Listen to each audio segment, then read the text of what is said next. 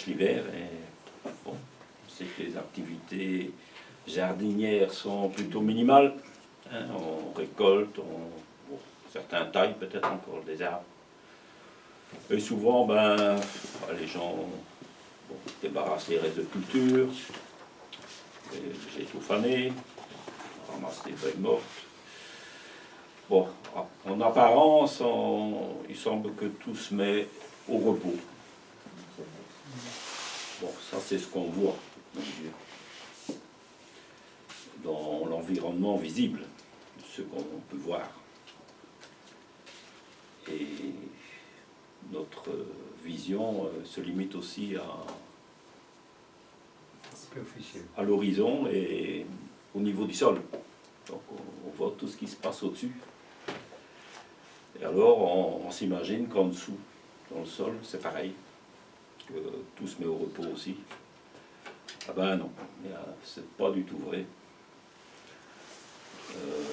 Dans la terre, ça grouille de vie sous nos pieds. Bon, il y a certaines choses qui sont toujours plus ou moins actives, mais que l'on ne peut pas voir avec nos yeux, qu'il faudrait un microscope pour les voir. Je parle des bactéries, des champignons, les microbes et tout ça. Mais alors, il y a des choses qui sont beaucoup plus visibles et il suffit d'enfoncer une fourche bêche et de soulever la terre. Et on voit qu'il y a de la vie. Par exemple, le ver de terre. Et je rectifie tout de suite. On devrait dire les vers de terre. Parce qu'il y a plusieurs sortes. Et ça, on va un peu voir tout ça ensemble. Alors, l'origine des vers de terre,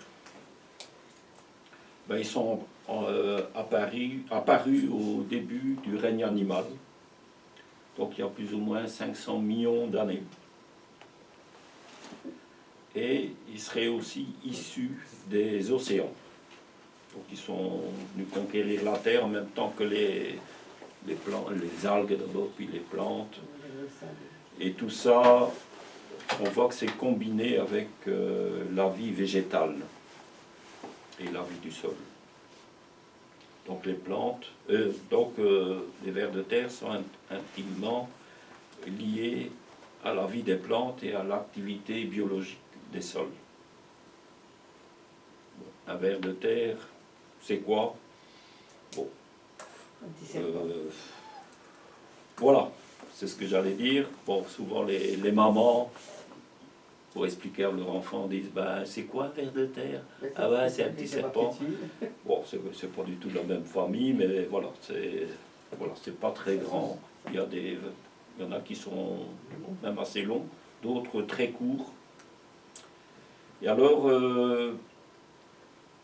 leur corps est composé d'anneaux successifs et très musclés. Donc, soit ils vivent dans le sol très en surface, d'autres moyennement profonds, et d'autres beaucoup plus profondément. Et tout ça, c'est en fonction du type de ver de terre. Ils n'ont pas véritablement une bouche, ni des dents, ni des yeux. La durée de vie moyenne des vers de terre, on estime entre 2 et 5 ans. Certains prétendent même jusqu'à 7 ans. Et leur fécondité, donc leur multiplication, dépend apparemment fortement de la prédation. Donc leur activité... Qu'est-ce que tu veux dire par la prédation? Prédation, c'est qu'ils disparaissent par exemple les oiseaux qui viennent les manger, ou voilà, si ils sont sujets à être pris, prédation c'est ça, ou mangés par les autres, d'office ils se multiplient plus. Donc ceux qui vivent en surface seront plus vite victimes de prédation que ceux en sous-sol, et justement c'est lié en fonction de ça. Oui, Roger. Mais c'est une question de densité à l'hectare ou à l'acre. Et il y a comme un genre de saturation. Et donc la population augmente jusqu'à une certaine saturation. Si elle diminue, pas de prédation extérieure, elle recommence à augmenter. Mais on va un peu voir tous les facteurs. Donc c'est aussi surtout beaucoup dû à ceux qui peuvent manger. Enfin, on va un peu revenir à tout ça, bon, c'est prévu. Alors leur activité, c'est quoi? Ils broient et ils mélangent des matières végétales mortes, où on voit décomposition, avec la matière minérale issue de la terre. Donc ils mangent les deux, ils mélangent et ils rejettent ce mélange. Alors c'est un processus de malaxage de produits différents, donc de matières d'origine différente. Et au final, ils rejettent un produit très enrichi. Et ce produit profite grandement au monde végétal. Il faut savoir qu'ils ne font aucun dégât aux plantes, ni aux racines. Donc parfois, on peut voir qu'on retire, je sais pas, un poireau, une plante, et on dit, bon, il y a plein de vers de terre là autour. Est-ce que, voilà, ils mangent les racines et tout ça? Non, c'est parce qu'il y a des sécrétions autour des racines qui les intéressent. Et ils se mettent là parce que, voilà, ils s'en nourrissent. Ou bien se trouve bien là, un lieu qui leur convient bien. Alors, ils ont une activité importante, mais ils ne se déplacent pas loin.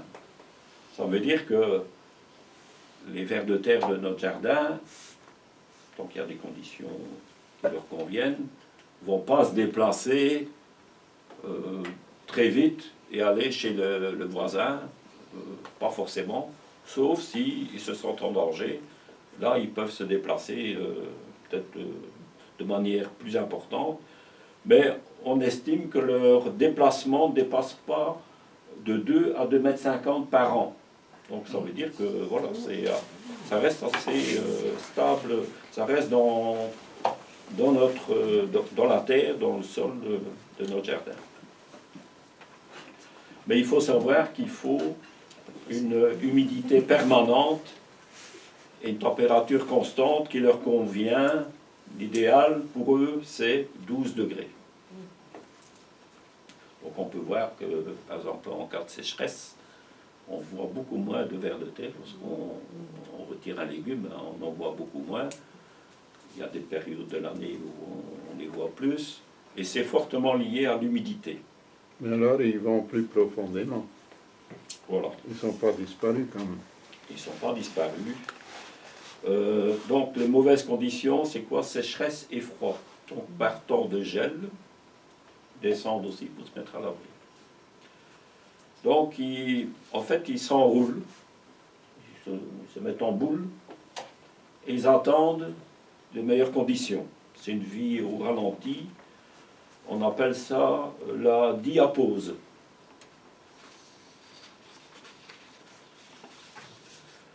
Alors, les différents types, j'ai dit qu'il y avait différents types de vers de terre, et on a distingué 3 gros groupes. Les vers endogés, les vers épigés et les vers anéciques. Bon, pas tout ça. On va un peu voir ça en détail.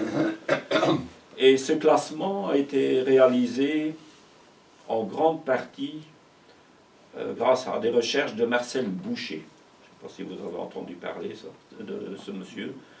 Il vit encore. Hein. C'est un scientifique français, un écologue et spécialiste dans l'étude des vers de terre. D'ailleurs, il a presque consacré toute sa vie professionnelle aux vers de terre. Et bon, il a établi plus ou moins un classement donc, de ces 3 parties, de ces 3 sortes. Donc ces vers ont des fonctions et des manières de vivre bien différentes. Bon, on va prendre les endogés. Le préfixe endos, ça veut dire dedans. Donc ils vivent constamment dans la terre, ils ne sortent jamais. Donc ils vivent plus profondément dans le sol. On peut les découvrir par la force des choses si on a fait des excavations par l'activité humaine. Donc on retourne le sol, on bouleverse le sol. Ben, à ce moment-là, on peut les voir. En général, ils sont, donc, pour le jardinier, très peu visibles. Et ils sont peu pigmentés, donc ils sont plutôt un gris pâle. Bon, ils ne se camouflent pas non plus, ils ne se sentent pas en danger, donc en principe ils sont dans leur profondeur, ils ne sont pas très réactifs vis-à-vis à d'autres sortes que je vais décrire par la suite. Donc il y a peu de prédation, puisque hormis le travail du sol et que l'on met à l'air. Et là, bon, je suppose que tout le monde a déjà pu voir ça, lorsqu'il y a des charrues qui sont occupées de retourner le sol dans les champs. On peut voir que les oiseaux, principalement même des mouettes, ils suivent les tracteurs, là. Et là, c'est vraiment le massacre, parce que c'est ce genre de vers-là qui sont principalement mangés. Bon, les autres aussi, hein, les vers anéciques aussi. Hein. Donc, finalement, ces vers-là se reproduisent peu, puisqu'ils ne sont pas mis en danger, et se nourrissent de matières organiques déjà assez décomposées, ouais, qui sont situées à un niveau plus bas dans le sol. Donc c'est leur zone d'exploitation, d'exploration, si on peut dire.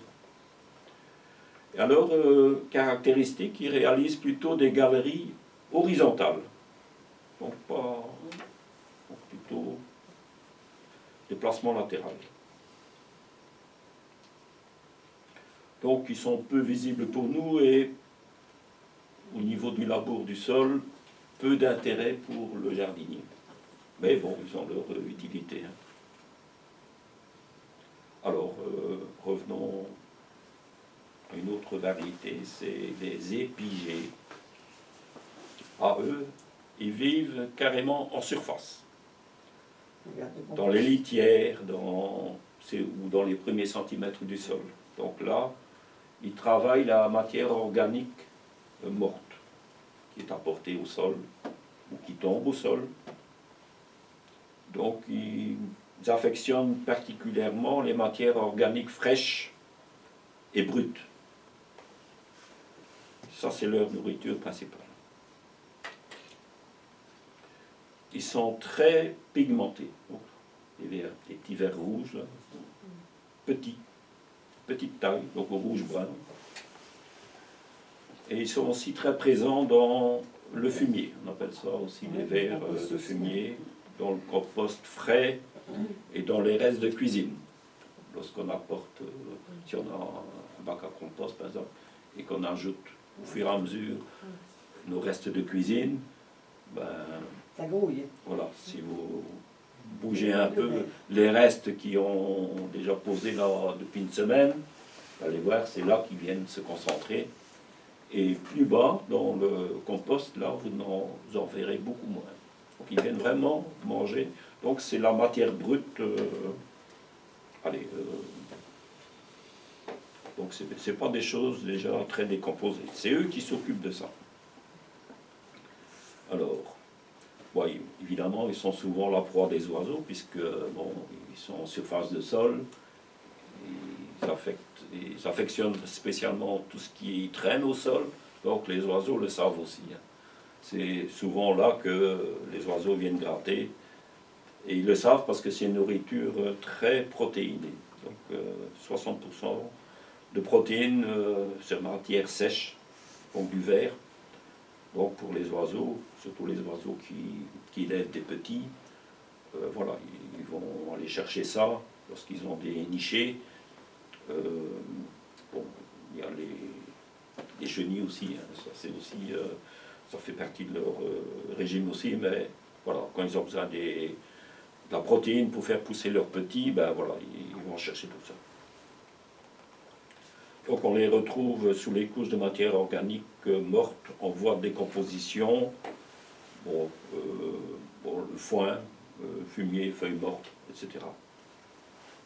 Ils sont présents en abondance et se multiplient très vite. Donc prédation, nourriture. Donc, s'il y a beaucoup de nourriture, ils vont se multiplier. S'il n'y a plus de nourriture, ça diminue. Donc c'est des choses à retenir si on veut favoriser ce genre de choses. Donc il ne faut pas dire à un merle, oh t'as une sale bête, tu manges tous mes vers de terre. C'est pas si grave que ça finalement. Oui, ils se multiplient. Mais bon, évidemment, c'est au détriment de... Mais bon, voilà, il y en a d'autres. Hein, voilà, chacun trouve sa part. Nous aussi, on va aller chercher des choses pour manger. Hein, donc on est des prédateurs aussi. Alors, bon, ça énerve un peu les jardiniers parce que, bon, lorsqu'on a semé et qu'il y a un peu des déchets à côté, ben, les oiseaux viennent aussi trifouiller dans nos semis. Bon. Ah, ça nous énerve. Voilà, il faut protéger, mettre un grillage, soit. Alors, bon, comme ils vivent en surface du sol, ben, dans la biomasse fraîche, ils aident à décomposer celle-ci. Donc, c'est donc une utilité. Donc, ils sont utiles dans le traitement des déchets organiques qu'on met en surface du sol. C'est eux qui font le travail, là. Mais ils n'influencent pas directement sur la qualité du sol. Ce n'est pas eux qui incorporent les éléments nutritifs dans le sol. Ils font un genre de prédécomposition que d'autres vers vont s'occuper par la suite. Et les épigées ne réalisent pas de galerie non plus. Donc ce n'est pas eux qui font le labour des terres comme... On a ça dans l'esprit, hein, que les vers de terre labourent le sol. Ce n'est pas encore eux qui font ça. Donc en fait, ils se contentent de manger et de se multiplier. Bon, et ça, c'est en fonction de la nourriture présente. Donc, bon, c'est un petit peu... façon de vivre moderne, hein, manger et s'amuser, on peut dire. Voilà. Bon, enfin, ils ont leur utilité. Bon, passons à la dernière catégorie, les anésiques. Donc, apparemment, ça vient du grec anésis, qui veut dire élasticité. Donc, ça comprend un verre de terre, il est assez élastique. Donc, apparemment, historiquement, ils sont apparus après les autres. Donc, après les endogés et les épigées. Et ils ont un gésier, non pas en tête du ver, mais en retrait, légèrement en retrait. Leurs extrémités sont pointues et musclées, donc j'ai dit en forme d'anneau, et arrivent à perforer même les sols compacts. Donc même des sols, c'est un peu leur rôle. Oui, mais ils arrivent vraiment à... ils mettent du temps, évidemment, mais dans un sol compact, ils arrivent à passer. Donc, eux sont contraints de vivre dans leur tube creusé dans le sol. Bon, on appelle ça des galeries. Et eux creusent plutôt des galeries à la verticale. Hein, c'est quand même organisé. C'est vert, non, on ne penserait pas. Et ces galeries, aboutissent donc à l'air libre, hein, donc de l'atmosphère. Donc ce sont eux, nos laboureurs de sol. Et ils font ça depuis 200 à 250 millions d'années. Donc bien avant nos bêches et tracteurs et motoculteurs et je ne sais quoi. Ça c'est des vieilles, hein. Ah ouais, et ils sont toujours là. Alors, ils vivent dans les sols humides. J'ai dit à température constante, donc 12 degrés. Ils ne sortent que la nuit, les anéciques, donc par crainte de prédation. Et ne sortent jamais entièrement de leur galerie, parce que sinon, ils vont plus retrouver leur galerie. Donc souvent, ils restent accrochés un quart ou un tiers de leur corps dans la galerie. Donc j'ai dit, ils n'ont pas Dieu, mais ils possèdent des capteurs qui perçoivent la lumière. Donc si, le soir, et on veut voir, et on met, par exemple, une lampe de poche, ils se retirent et ils se recachent dans leur galerie. Donc c'est pas des yeux, ils ont des capteurs. Donc ça, c'est pour se mettre à l'abri. Donc, ils se nourrissent... Ah oui, non. Ils sont aussi sensibles aux vibrations. Par exemple, lorsqu'on travaille le sol, ou lorsqu'on piétine, un jardinier qui piétine le sol, on peut voir que parfois il y a des vers qui sortent. Hein, vous avez déjà remarqué ça, je suppose. C'est à cause des vibrations que l'on donne au sol. Et ça, ils viennent voir. C'est ça que les oiseaux ils sautent sur Voilà. la pelouse. Les merles, parfois, lorsqu'il pleut, les vibrations, la pluie qui tombe, ça fait sortir les vers de terre. Et les merles font pareil. Ils sautent sur le sol pour faire sortir, pour donner des vibrations, pour que les vers viennent voir, ils viennent, tiens, qu'est-ce qui se passe? Ça les dérange, donc ils viennent en surface. Donc ils se nourrissent de matières fraîches laissées sur le sol et les entraînent avec eux dans leur galerie. Donc ces matières ramollissent par l'humidité et par les bactéries qui se trouvent dans le sol. Et avant d'être ingérées et mélangées avec la terre à l'intérieur du gésier du ver de terre. Et ensuite, il rejette ce mélange en surface du sol. Il n'est pas con, hein, s'il fait ça dans ses galeries, il ne sait plus passer. Hein, donc, il met ça en surface. Donc, on appelle ça des turicules. Hein, on peut voir ça, c'est des petits amas comme ça, en forme de... c'est comme les petits escargots, là, en pointe, là. Voilà, et... voilà. Et ça... Apparemment, donc ça résiste assez bien à la pluie. Pourquoi? Parce que c'est enrobé de glu. Le glu de mucus des vers de terre. Donc ils mélangent ça en matière végétale et minérale. Et quand on voit ça, ça prouve que, sur nos pelouses, souvent on le voit bien, mais sur la terre aussi, si vous regardez bien, vous allez voir ces trucs. Ça veut dire que il y a pas mal de vers anéciques, et ça c'est tout à fait profitable pour nos sols.